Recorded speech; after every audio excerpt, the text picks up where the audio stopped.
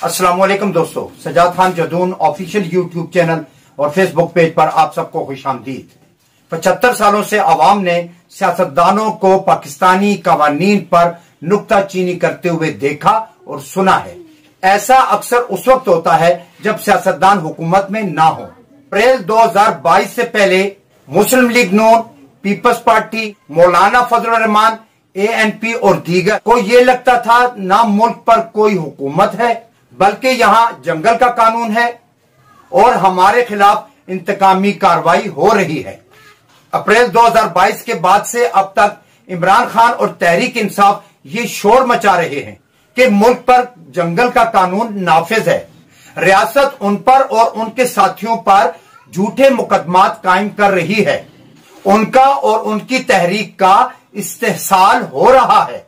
मुझको यानी कि इमरान खान को कत्ल करने की मुकम्मल मंसूबाबंदी हो गई है वगैरह। दोस्तों, जज्बात और सियासी वाबस्तगी को एक तरफ थोड़ी देर के लिए रख दें और अगर हम ये सोचें तो हर एक की समझ में ये नुक्ता जरूर आ जाएगा कि इन सियासतदानों को दौरान इक्तदार ये ख्याल क्यों नहीं आता जिन तकलीफ और हालात से दौरान हिज़्ब इख्तिलाफ हम गुजरे हैं उनको मौजूदा ओपोजिशन के लिए नासाजगार बनाने से बचा जाए। तहरीक इंसाफ के लोग थोड़ी देर के लिए ये सोचें कि उनकी हुकूमत के दौरान किस किस जगह किस किस सियासतदान या सियासी जमात के खिलाफ दानिस्ता और नादानिस्ता इंतकामी कार्रवाई की गई है। इससे आइंदा के लिए बचना बहुत जरूरी है। इसी तरह से अगर मौजूदा हुकूमत भी ये समझती है कि माजी में उन पर सख्तियां बरती गईं जिनकी वो हकदार बिल्कुल भी नहीं थी, तो उन्हें फौरी तौर पर वैसी ही हरकत से इज्तनाब कर देना चाहिए। मौजूदा हुकूमत के दौर यानी कि 10 माह के कलील अरसा के दौरान हुकूमत को अपने मुखालफिन के खिलाफ बदले चुकाने में वक्त सर्फ करने के बजाय मईशत और सियासी इस्तेहकाम को मजबूत करने की कोशिश करनी चाहिए थी। उसने भी वही साबका रविश अपनाई। इस तरह से मौजूदा हुकूमत की मुखालिफ जमात जब हिज़्ब इक्तदार में आ जाएगी तो अपने मौजूदा जख्मों का हिसाब बराबर करने की कोशिश करेगी। तो फिर ये सिलसिला कहां जाकर ठहरेगा।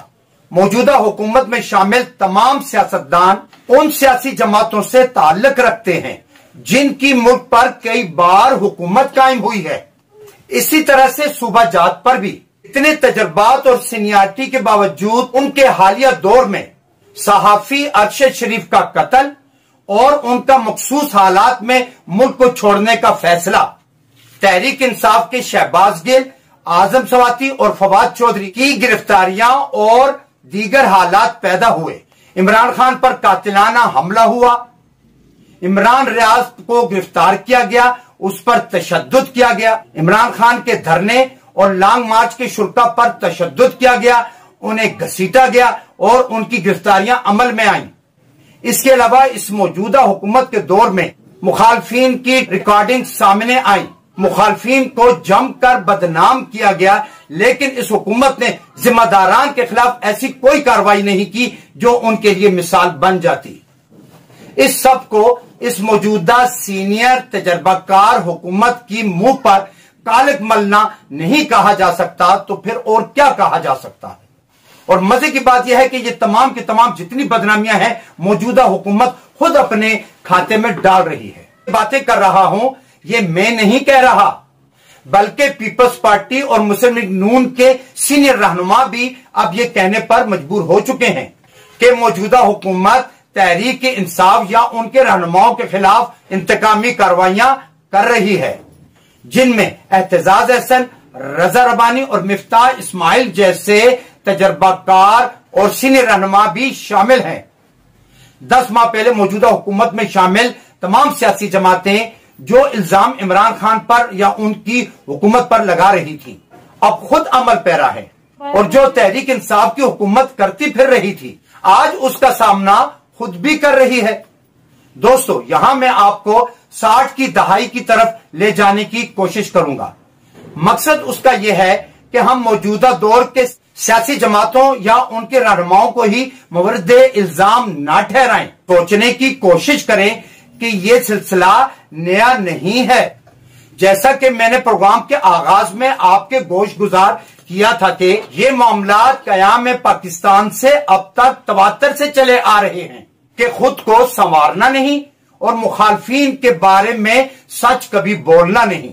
1958 में मुल्क के पहले सदर अस्कंदर मिर्जा, जो उससे पहले मुल्क के गवर्नर जनरल भी रह चुके थे, बाद अज़ां 1956 के आइन के नफाज पर ब्लैकमेल करके मुल्क के पहले सदर बन गए थे। उनके कमरे में 27 अक्टूबर 1958 में 3 जनरल घुसे और उनसे उनके इस्तीफे पर दस्तखत ले लिए जो पहले से वो लिखकर लाए थे। ये सारा कारनामा जनरल अयूब खान का था, जो उसके बाद पहले फौजी हुक्मरान भी बन बैठे।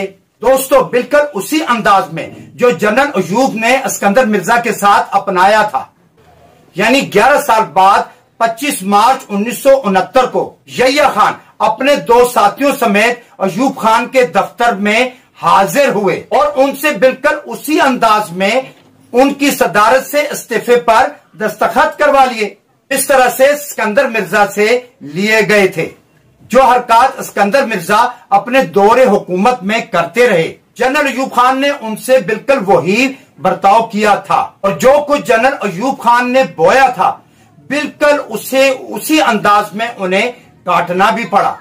जनरल यहिया खान से लेकर आज इमरान खान तक वही कुछ हुआ है। इसमें मजे की बात यह है कि हर एक अपने दौरान हुकूमत इंतकामी कार्रवाइयां करता है, बाद में अपने आप को मजलूम भी साबित करता है जब वो हिज़्ब इख्तिलाफ में होता है। आम है कि हर बार बेवकूफ बनते रहते हैं। अवाम की आने वाली हर नस्ल बेवकूफ बनती चली जा रही है और सियासतदानों की हर आने वाली नस्ल उनसे फायदा उठा रही है और न जाने ये सिलसिला कब तक चलता रहेगा। जिस मुल्क में मर्जी के जर्नल्स, जजेस, ब्यूरोक्रेट्स और इदारों के सरबराह मेरिट पर नहीं, वफादारी की बुनियाद पर तैनात होते रहेंगे, उस मुल्क पर, उस अवाम पर और उसके सियासतदानों पर अल्लाह का कहर नाज़िल होता रहेगा। जब सियासतदानों को हुक्मरान बनकर अपनी मर्जी करने पर कोई एतराज नहीं है, तो फिर ओपोजिशन में रहकर भी आपको जुल्म सहते हुए एतराज करने का कोई हक नहीं है। सियासतदानों को हुक्मरान बनकर मर्जी करने पर कोई एतराज नहीं होता, तो फिर ओपोजिशन में रहकर जुल्म सहने पर आपको एतराज करने का भी कोई हक हासिल नहीं है।